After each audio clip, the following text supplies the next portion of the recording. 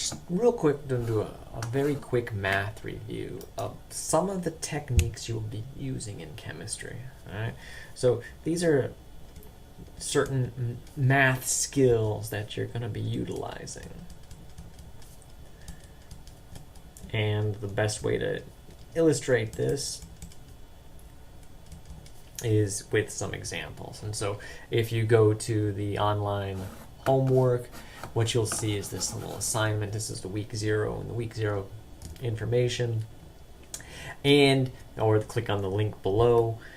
And this is a list of problems. The answers are also included. So let's just run through real quick some of the things we're going to be doing. One of the first things we're going to be using is scientific notation. Scientific notation uses a combination of an exponent and a coefficient, which are then multiplied together to produce a new set of numbers. The benefit of scientific notation is it's able to use very large and very small numbers relatively quickly without drawing lots of zeros, as well as utilizing significant figures consistently. Right? So a typical number would be like 1.00 times 10 to the minus third. And this would be used to represent 0.0100 to keep the significant figures. So this would represent relative scale, relative magnitude, and this would represent the multiplication factor. Now, these things together are how we use scientific notation. Your calculator often has the ability to rapidly convert between scientific notation. Go watch the calculator tutorial. All right. For this one, it's a function second psi, second float to switch between the two. So let's take a look at an example. 0.001251. How would you represent that scientific notation? That would be represented as 1.251 times 10 to the minus third. Right. So if you take 1.521 and you multiply it by 10 to the negative third, which turns out to be 0.01, you would get the same number. Okay. Now, in terms of significant figures, this is again a later topic. This number has 4 sig figs, and this number has 4 sig figs. So, nice consistency there. Now, another example would be how would you write 19,182,000 in terms of scientific notation? And just to review, only these numbers are significant because there's no decimal point in this problem. So 10 to the 1.98 times 10 to the 7th. Way of thinking about it is a shift of 7 powers of 10. All right. Again, we could also just enter that number onto our calculator, 19182,000, and put it into scientific notation, and we get the correct answer written out for us. Now, being able to rapidly convert, either in your head or not, is useful. It'll save you a short period, but not super critical because you can't use these. Now, lastly, not least, is dealing with other types of numbers. So if we take 0.001123 and you multiply it by 1001.49123, you multiply those two numbers together. Again, this one would have 4 sig figs. Again, zeros are not always significant, particularly leading zeros, where this one would have 9 sig figs because zeros between real numbers, significant numbers, are in themselves significant. And so, real quick, these would be written as 1.125 times 10 to the 5th. Now, where did all these extra numbers go? Well, this has 9 sig figs, it has 4, but what we'll talk about in probably a few minutes, if you're listening in order, is that this only has a few significant figures, this particular number, and in multiplication, the smallest number of sig figs are the ones that matter. All right. So that was the first example. So master your scientific notation. In general rule of thumb, any number greater than 1,000 or smaller than 0.01 should probably be written in scientific notation. So what's another common skill that we're dealing with? Another common skill we're going to be dealing with is fractions. Utilizing fractions or percents. All right, fractions and percents are very similar. There's effectively no difference from a mathematical standpoint. And so we're going to utilize those two. And an example here with this moving pallet example. Right? Now, let's take a look at a very common technique when dealing with word problems. Again, fractions are the but another lesson is break the problem down into individual pieces. Start writing information out. Okay, well, you have the weight of a pallet, which is 236 pounds. And they say the TV is 23% of that weight. And they also say that a microwave was 43 pounds. Now, that bit of information together, they want to know what the weight is of the rest of the items. So another way of looking at it is the total minus the TV and the microwave would give us what's left. That's how you always find what's left. It's always this total subtracted from starting material subtracted from the total. Right. Well, the weight of the microwave is simple. That's 43 pounds. But the TV is 23%. Now, there's two ways to deal with percentages. You can deal with percentages as a part of 100, or you can deal with them as a fraction. Right? Mathematically, the fraction 23% would be represented as 0.23. 0.23 times the 263 pounds. So let's take a look at that one. 236 lb times the fraction 0.23 would be equal to how much the TV actually weighs. 236 times 0.23 is 54.3 lbs. Now, general rule of thumb, always carry an extra sig fig until you're done with your problem. Okay? 54.3 pounds and our 43-pound microwave. Another way of looking at this fraction, 23% would represent 23 out of 100 pounds would be the TV. And so, keeping with our units, 236 pounds, 23 out of 100 would also be 54.3 lb. All right, they're both analogous ways of working. Sometimes it's a little more convenient to work like this. Sometimes it's a little more convenient to look like this. Fractions can be represented as an actual fraction or as a decimal. Same with percentages. Percentages are just part per 100%. So now we have the weight of our TV. Now we have the weight of our microwave. So the total, 236 minus the 54.3 minus the 43 pounds for the microwave. And they're all the same unit, pounds.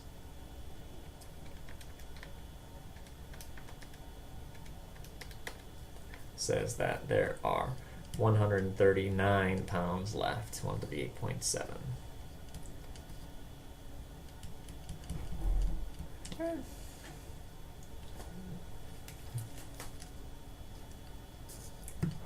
All right, so you're dealing with algebraic. Another quite common one is dealing with algebraic expressions. Reading a problem and seeing what sort of algebraic expression is actually implied from the statement. Another common tactic in chemistry is that it looks like there's not enough information. Right? If you ever get to a point where you have two variables, the only way you can utilize two different unrelated variables is through systems of equations. That is, two equations, two unknowns. So let's take a look at an example. Farmer A is talking to Farmer B. So Farmer A says, if you give me one of your sheep, so I gain one from you and you lose one, I will have the same number as you. The same number, that means they're equal. So that's where that bit comes in. They're equal. But Farmer B goes, no, no, no, no. If you give me one of yours, then I will have twice as many of you. Right? So that means I've gained one of yours. I will now have 2 times as many as you. Well, that's not multiplied by mine. That's multiplying twice of yours.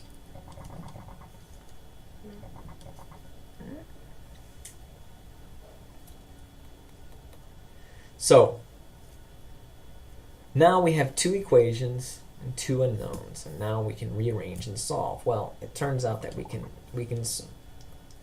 use the order of operations and solve, plug things in. So this can be rearranged.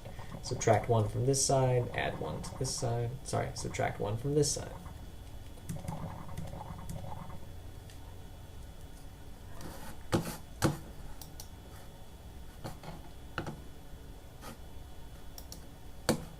So, order of operations, what you do to one side, you do to the other. So I subtract 1 from this side, I subtract 1 from this side. This becomes x is equal to 0. X plus 0 is equal to y minus 2. That is now what x is equal to, and then we can then plug that into the value of x here. So therefore, 2 times x, which is now y minus 2, minus 1 is equal to y plus 1. And then we can start to do some order of operations. Y minus 3 times 2 is equal to y plus 1. Multiply out. 2y minus 6 is equal to y plus 1. And then do a little rearrangement.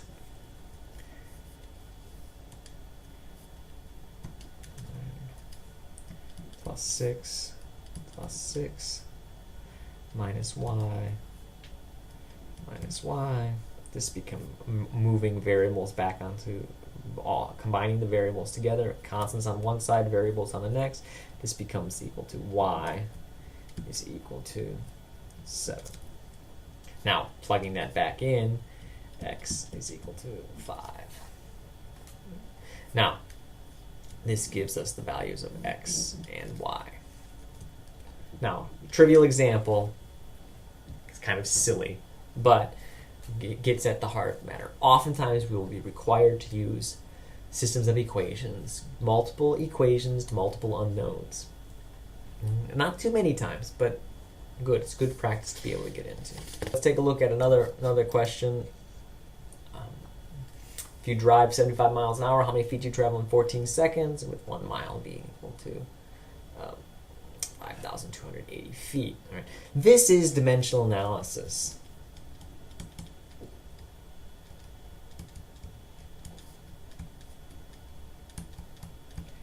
Looking at units and using the units to find the answer that you desire. Now, they talk about 75 miles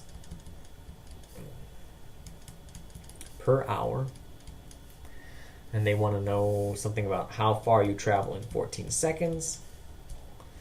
And they also tell us that 1 mile is equal to 5280 feet.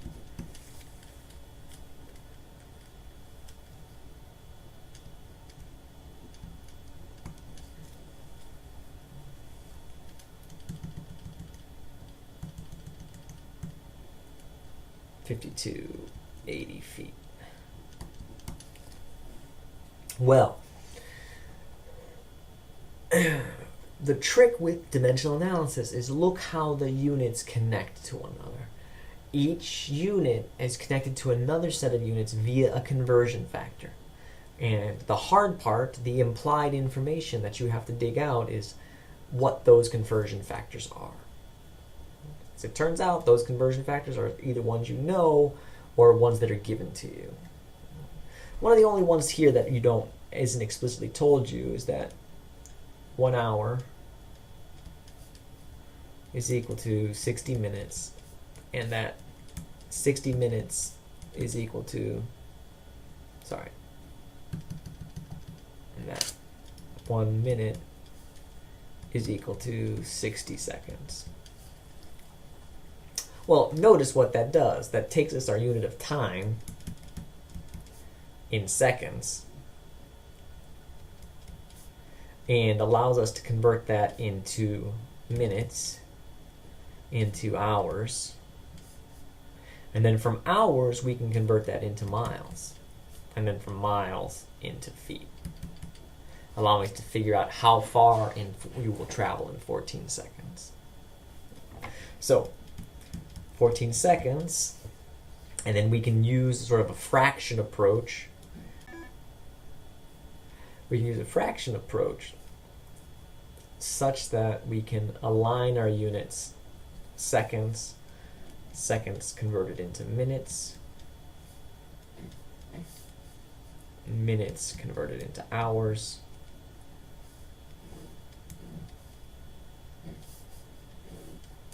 hours converted into miles, and then miles into feet. The temptation is to use equalities and ratios. X, A to B goes to B to C. The problem with this is you cannot string those together.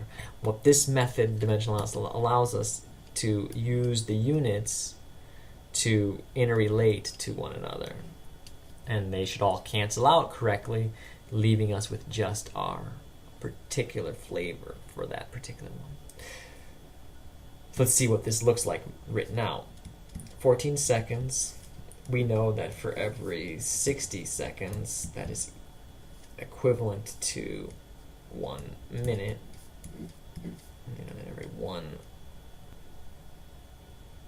For every 60 minutes, that's equivalent to 1 hour.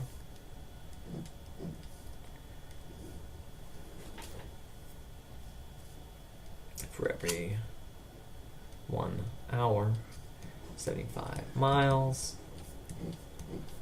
For every 1 mile, we know that's 5,280 feet.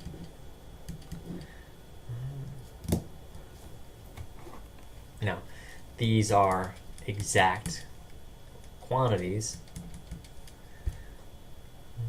Conversion factors are exact quantities, so really we're limited by the number of sig figs in our starting answer. 14 divided by 60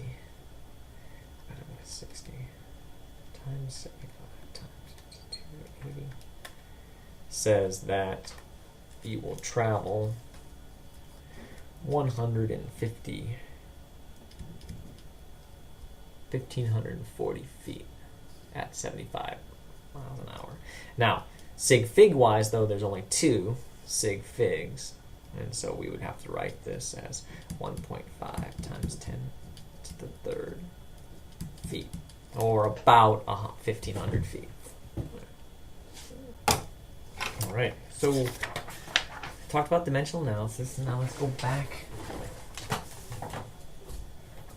Let's go back to fractions for a second. All right, so let's take a look at lots of combined information. So you have an income. Again, another problem, dealing with lots of percentages. Oftentimes the steps aren't linear. Right? Sometimes you need to find the problem before the problem. So we have to sort of do a bunch of work before we can actually get to the answers that we're eventually going to work. So it involves keeping an idea of the goal and going from that, driving our efforts towards that. All right. So it says you have an income of $32,000, $32,000, okay, and you're required to pay 18% tax. 18.5% tax. So that's your tax rate. So the government, at the end, after you've paid your taxes, decides that they've overtaxed you, and they return 3% of what you paid. And so what we want to know is what the actual tax rate is, what your actual percentage is.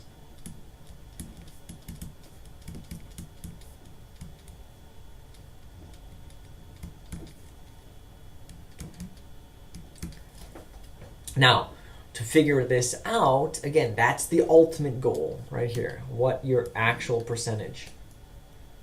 But to figure it out, we need to figure out A, how much you got back, and B, what you actually paid in the first place.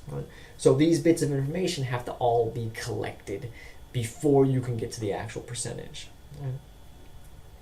Now, percent is always the part over the whole times 100 to give us your percentage. And so what we care about is the part that we actually paid versus the total amount of our income. Well, the whole amount in this case would probably be $32,000 that we started with. So that's a bit, but before that we got to figure out all of the other stuff. This was what was returned to us. So let's start to figure this out. Well, let's figure out how much we paid to begin with, because we've got to figure out.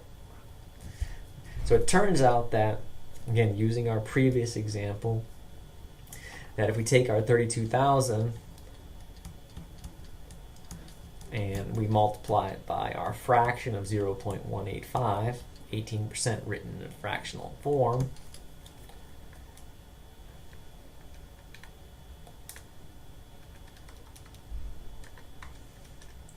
says that what we paid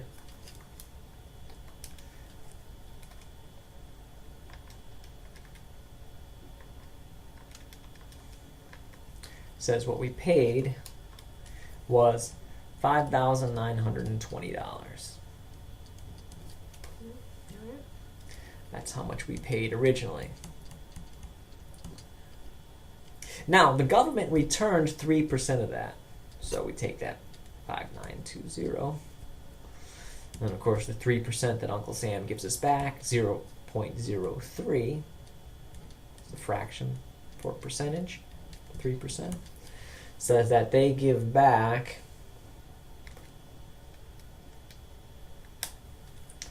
$177.6.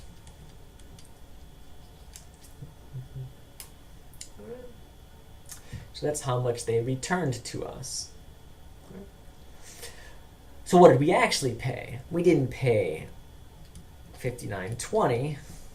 We paid $59.20 minus $1,176. So the total amount we actually paid was $5,742.4. Now, because these are dollars, I'm doing a slight assumption in terms of the number of sig figs, though technically with this problem we would only have 2 sig figs in the answer. All right. So, but we can get there eventually. So we've paid $5,742. Well, that's the part we paid.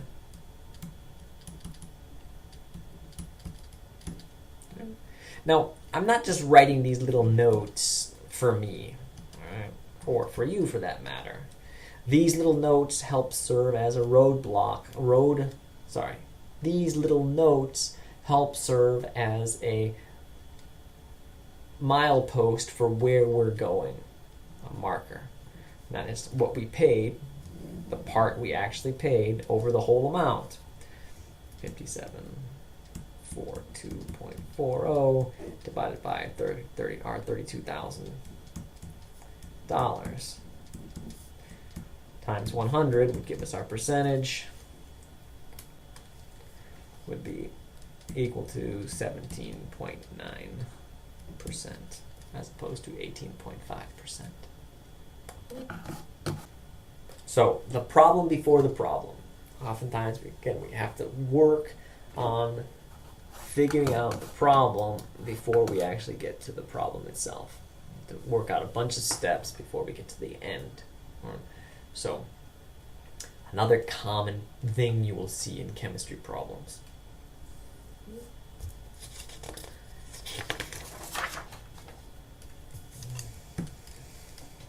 All right, let's take a look at two related problems that deal with units.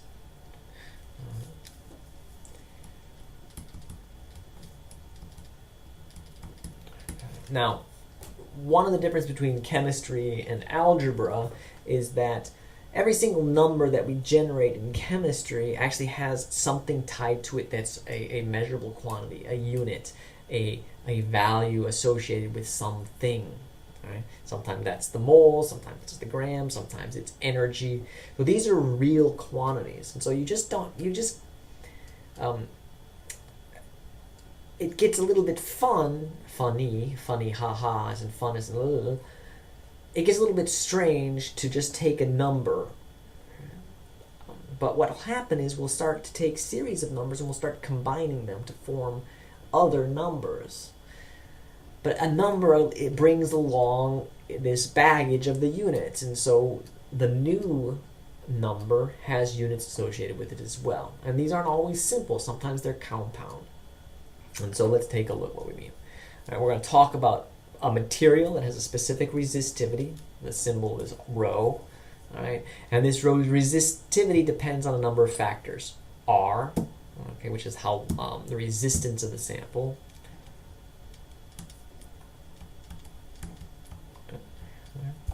And as we're going to talk about later in the problem, that's usually reported in meters. Or sorry, resistance is usually reported in ohms. Symbol for an ohm is actually that. Right? Or ohm. Or ohm. Mm-hmm. The area is also a factor, A.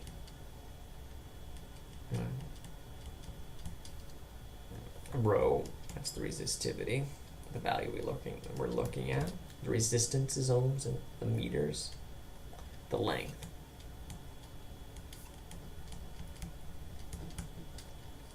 Again, we then take these values and we start to fill in information. Right? It's listed in the problem. It's written out in the problem.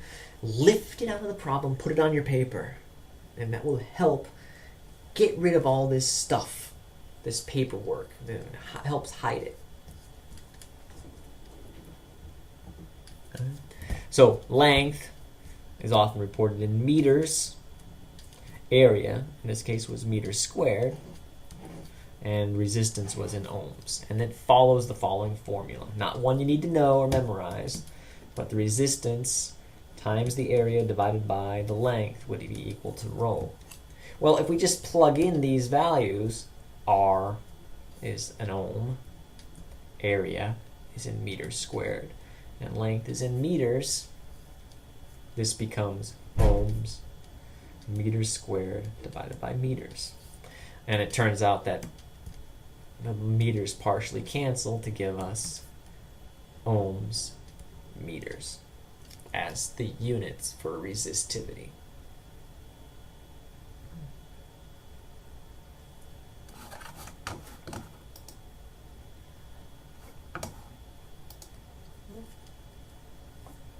Now, the next problem says, well, there's this value that's called the conductivity, which is equal to 1 over rho. Now, we could then plug these same values in and do a little math, but if we take the invert this number, same as saying 1 over ohms and meters, or ohms to the -1, meters to the -1. It's another way of writing it. Okay? Both of these values are equivalent. These are both equivalent.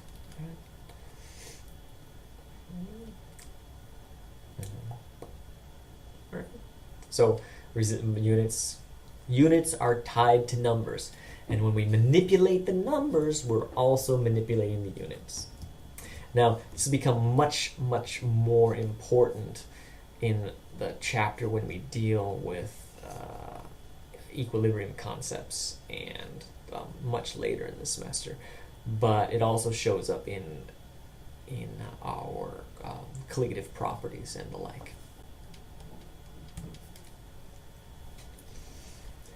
So let's look at some straight up algebra.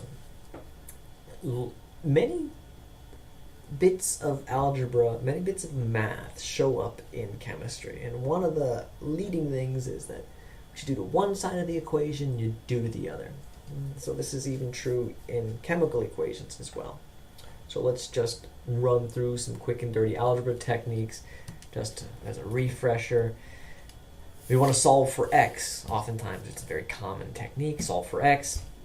So we group our variables on one side, we group our constants on the other. We have to take care of order of operations. So in this case, what you do to one side, you do to the other. So let's get rid of the 0.335 by subtracting it from both sides.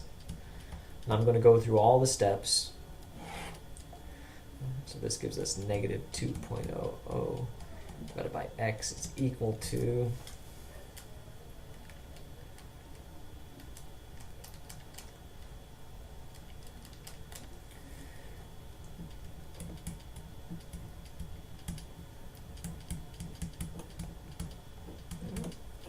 and then if we subtract 4.25 divided by x from both sides, this becomes 6.25 negative divided by x is equal to 74.965. And then we can rearrange, divide both sides by 6.25. Now, here's where the leading mistake is. If we divide these two numbers, 6.25, this leaves a 1 here. So this value becomes 1 over x is equal to 70.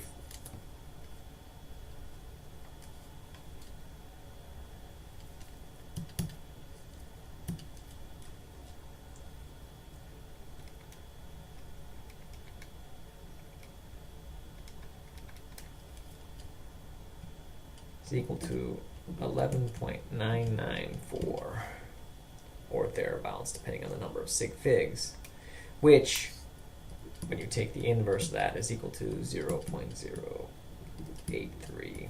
I'll say 4 with the number of sig figs that we have. So, simple math operations. Take care, go slow.